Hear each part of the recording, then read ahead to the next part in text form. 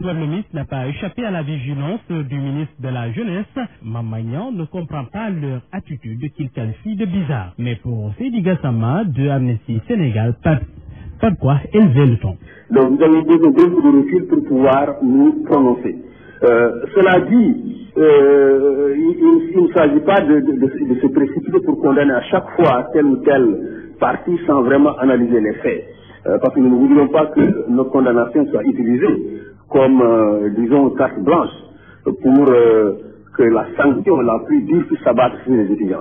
Maître Hassan Diomaye de la Ligue sénégalaise des droits humains ne dit pas autre chose. Je pense que ceux qui ont consulté nos pages Facebook, aussi bien la mienne que celle de Gassama, nous avons condamné ce qui s'est passé et nous avons dit qu'on ne peut pas accepter la violence dans un état de droit d'où qu'elle vienne. Seydi Gassama condamne ces violences qui n'honorent pas la République, mais il invite l'État du Sénégal à la mansuétude. J'ai même lu dans la presse, on parle de cour d'assises. C'est totalement ridicule. Il n'y a pas de mort d'homme, il n'y a pas de blessures graves. Je ne vois pas pourquoi on parlait d'assises. Maître Hassan Diomaye va plus loin. Il ne faut pas accoutumer la jeunesse à l'emprisonnement. Et de plus en plus, on constate que des jeunes sont envoyés en prison pendant des périodes extrêmement longues. Et je pense que d'un point de vue psychologique, d'un point de vue pédagogique, c'est pas bien pour notre pays. Les droits de l'homme craignent une chasse aux sorcières avec les interpellations tous azimuts. Mohamed Salimouba, des étudiants de l'université Cheikh Anta Diop de Dakar, condamnent les incidents survenus lors de la visite du président Macky Sall dans le campus social. Ils estiment que de tels actes sont indignes d'un intellectuel. Selon eux, il faut privilégier la concertation pour des solutions aux problèmes. Écoutons Christine Mamkoumba Faye, présidente du mouvement Solidarité scolaire, au micro d'El Hadji Yoboudiena. Ce qui s'est passé à l'université, je le dis et je le répète, nous le regrettons profondément. Parce que ça a été un acte ignoble pour un étudiant, pour un futur leader de demain. Jeter un DCR à un président, notre institution, c'est pas le président en tant que tel, mais c'est notre institution, c'est le Sénégal. Donc c'est insulter le Sénégal nous-mêmes.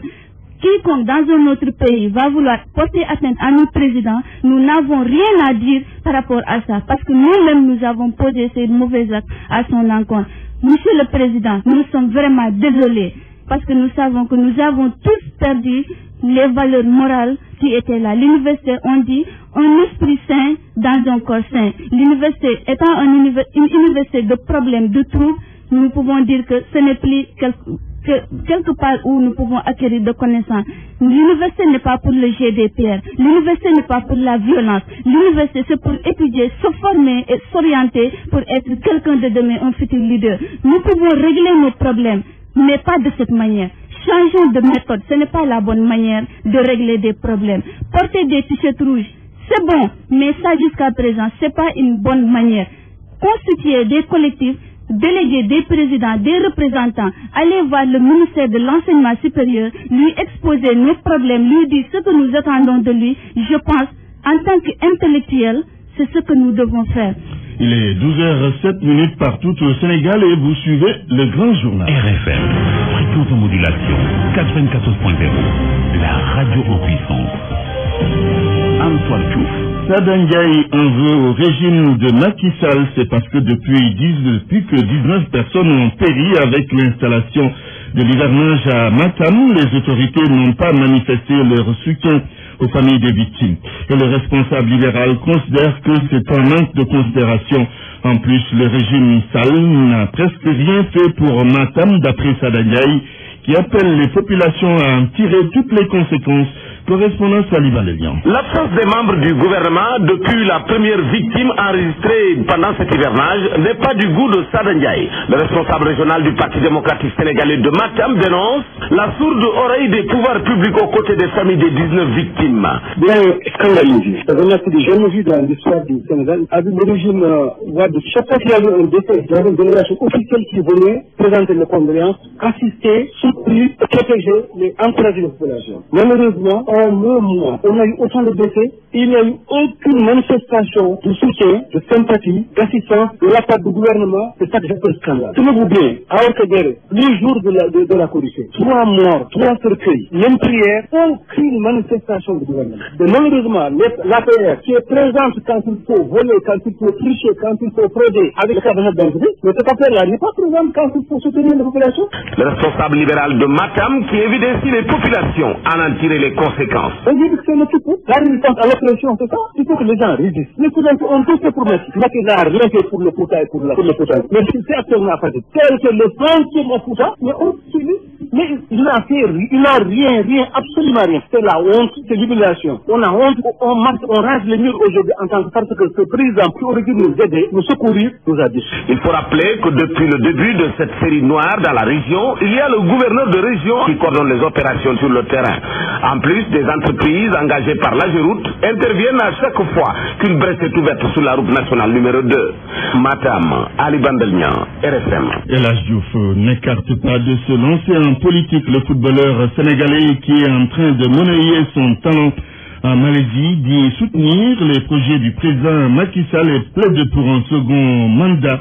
El Diouf a dit à notre envoyé spécial à Kuala Lumpur qu'il a beaucoup de projets en tête. Il est interrogé par Mamoudou Drakan.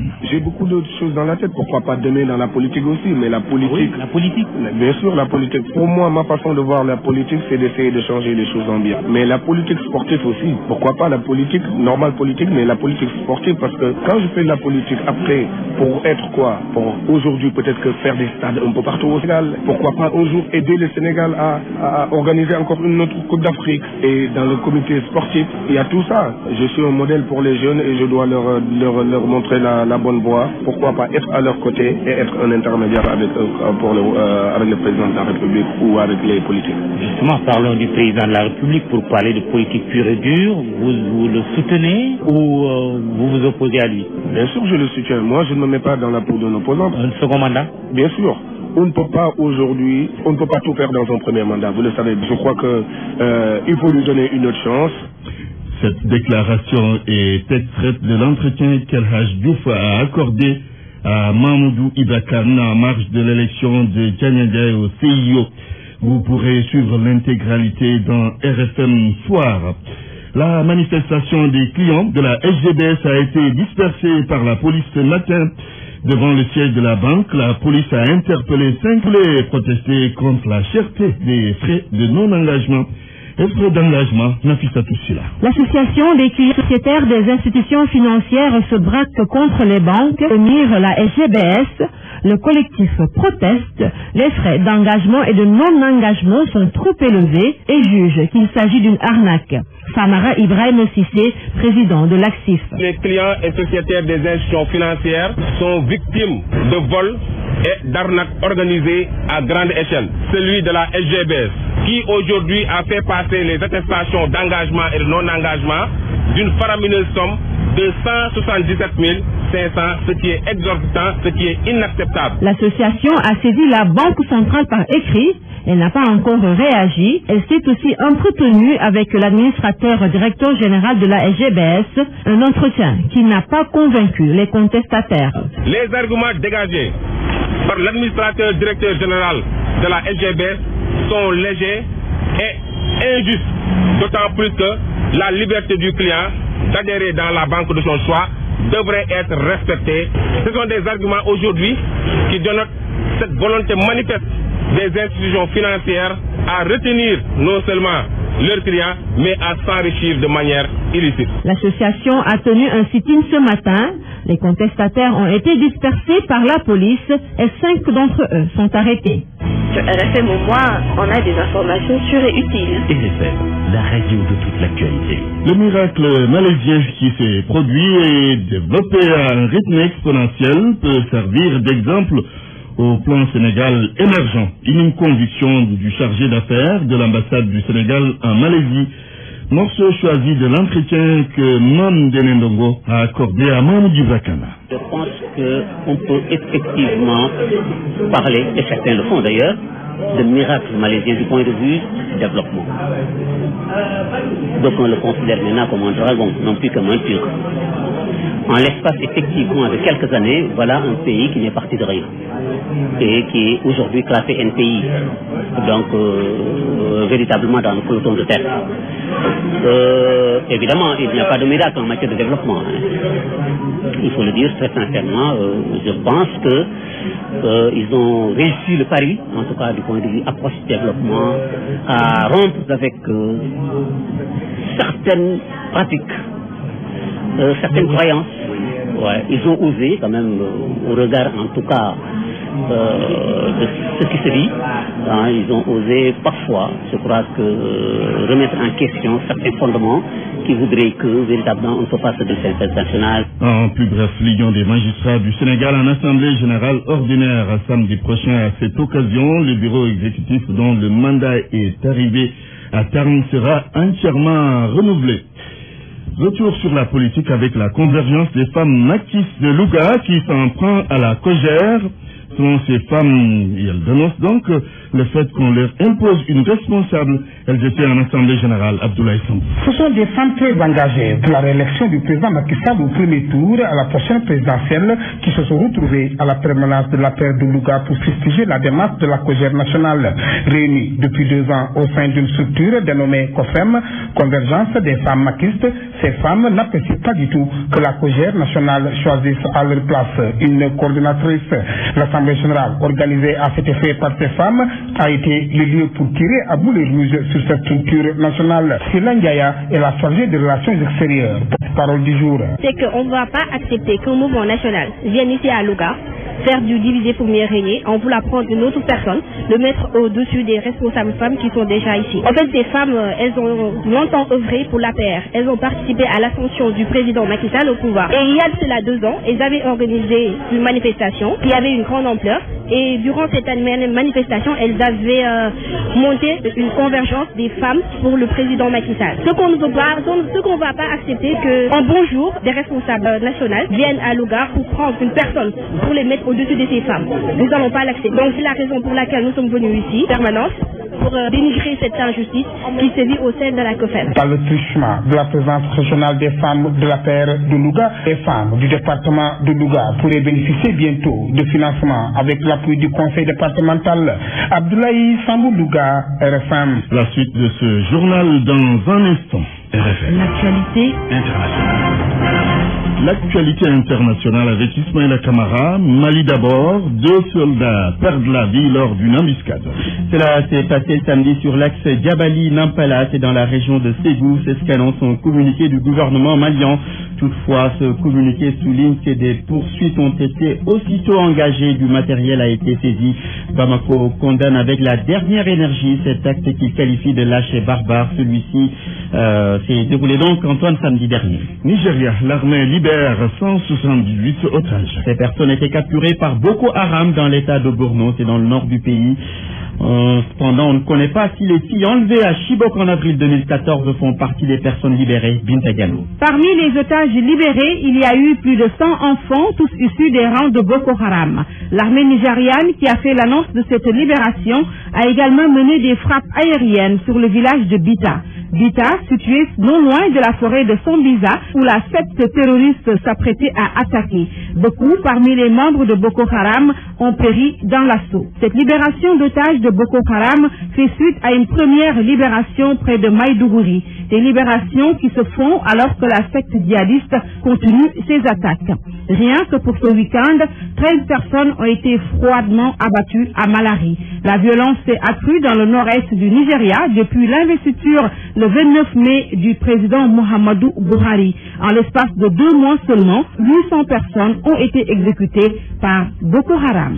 Le Burundi, Ismaïla Kamara, renoue avec la spirale de la violence. C'est connu, le chef de la sécurité nationale, le bras droit du président Pierre Nkurunziza, a été assassiné à Bujumbura.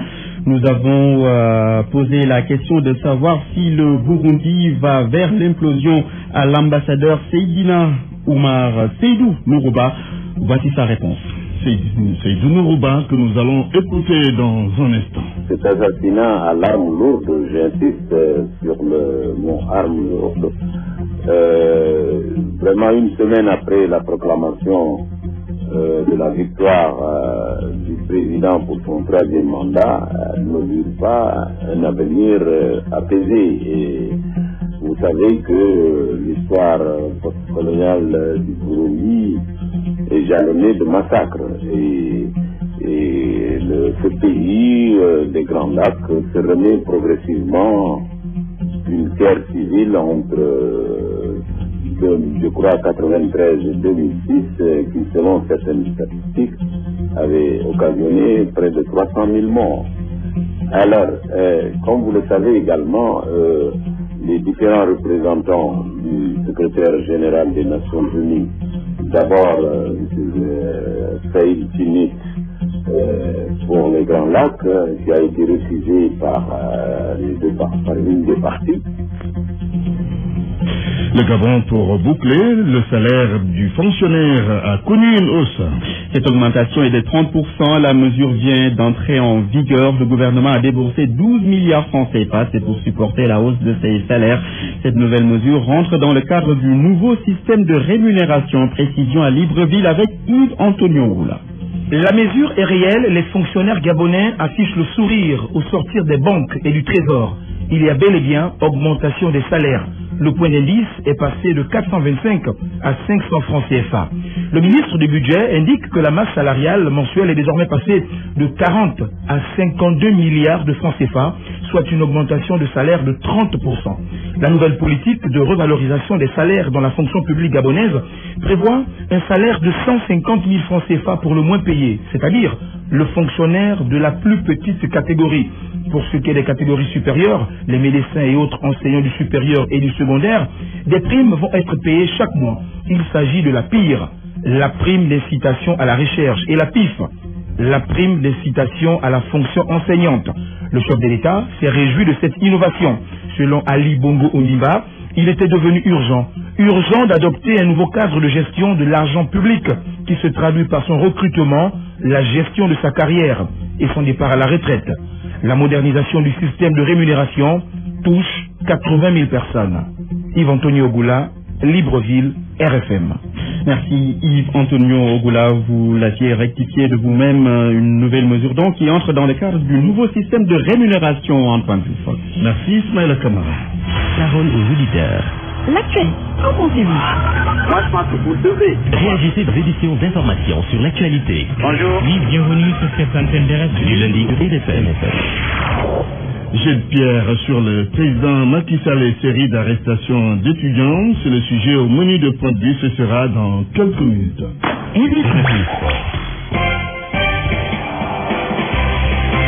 L'actualité du jour en sport, cher Tidiane Diagne, c'est l'élection de Diagne Ndiaye au CIO.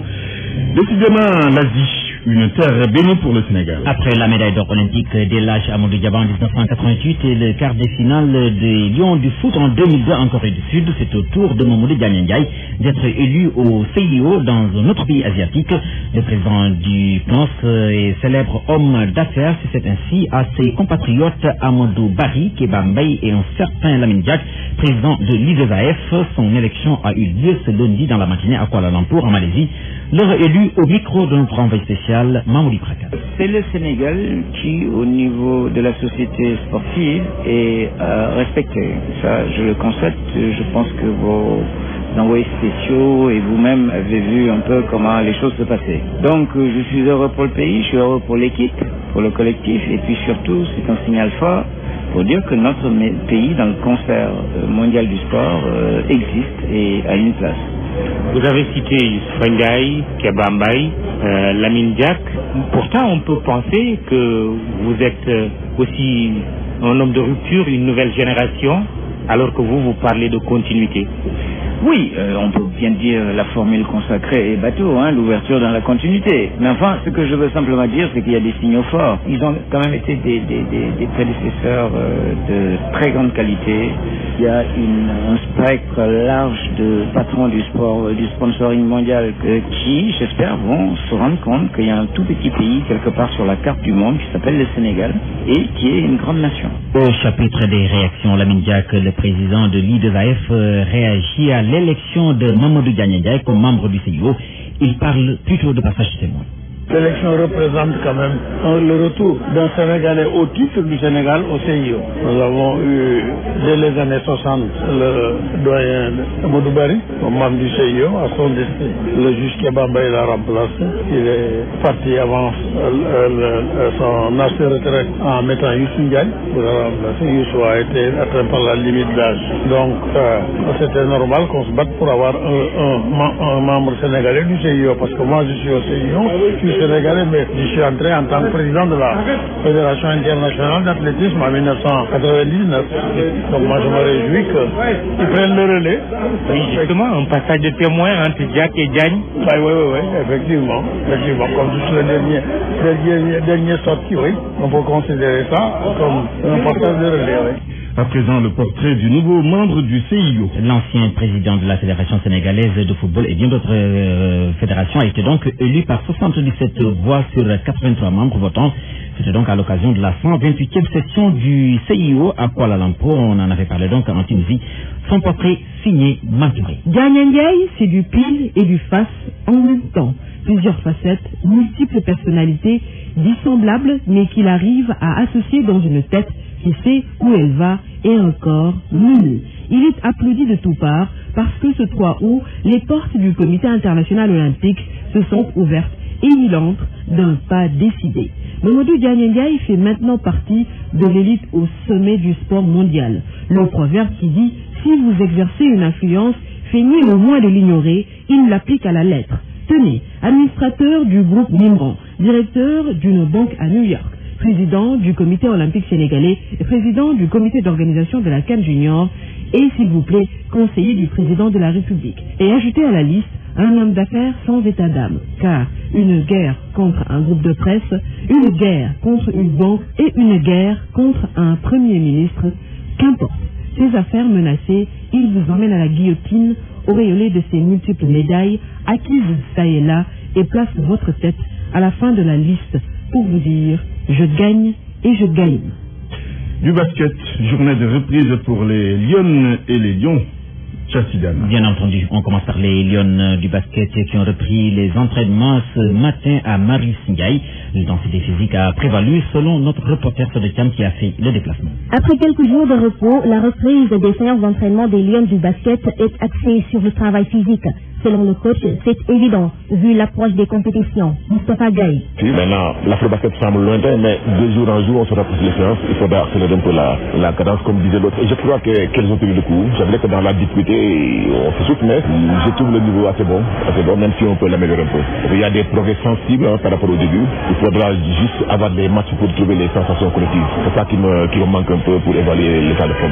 Une séance intense, reconnaissent les joueuses. Assa Traoré, à sa deuxième séance d'entraînement avec les Lions, approuve le travail abattu. Elle reste optimiste pour remporter l'afro-basket, une première dans sa carrière. C'est vrai, je suis obligée de faire le double pour me rattraper. L'équipe du Sénégal sera très attendue pour l'afro-basket. C'est une équipe qui gagne, on est content de cela. C'est clair, l'objectif reste l'afro-basket, mais cela ne veut pas dire qu'on ne va pas se donner à fond lors des Jeux africains. Pour moi aussi, gagner l'afro-basket est une de mes priorités parce que je n'ai jamais gagné. C'est reparti encore pour un regroupement de 10 jours. L'acte 2 pour les Lions du basket seront prévus 2 matchs amicaux, mardi et jeudi prochain, avec des sélections masculines, dans le but d'évaluer les joueurs. Avec un basket masculin, reprise des séances d'entraînement ce lundi pour les Lions. Une séance est prévue à huis clos à 12h, une autre dans l'après-midi, toujours à huis clos. Notez que les Lions en préparation pour l'afro-basket avaient boycotté en fin de semaine dernière les entraînements pour réclamer une revalorisation de leur prime afro-basket, donc prévue prévu à partir du 19 août prochain en Tunisie. Et puis arts martiaux, le Viet-Vo-Dao sénégalais revient auréolé des championnats d'Afrique algériens. Le Sénégal occupe la 5e place derrière notamment le Vietnam et le pays hôte, l'Algérie. La délégation sénégalaise est attendue ce soir à 23h en provenance de l'Algérie. C'est bien fini cette page de sport entendu. Merci, cher Tidiane Diagne. RFM. Pour certains, les habitudes ne changent pas.